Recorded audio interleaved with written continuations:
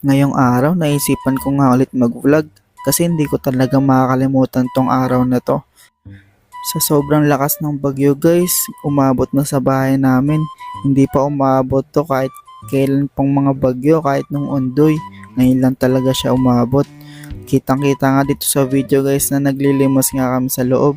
Kasi muntik na talagang mabasa yung mga gamit namin. Shoutout nga pala kila Ate Madonna at Kuya Pablo. Salamat po sa pagpapairam ng mga sandbags.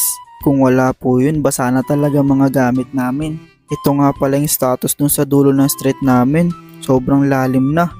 Ito naman yung sa kapitbahay namin. Pumasok na talaga sa bahay nila. Mas mababaw kasi yun.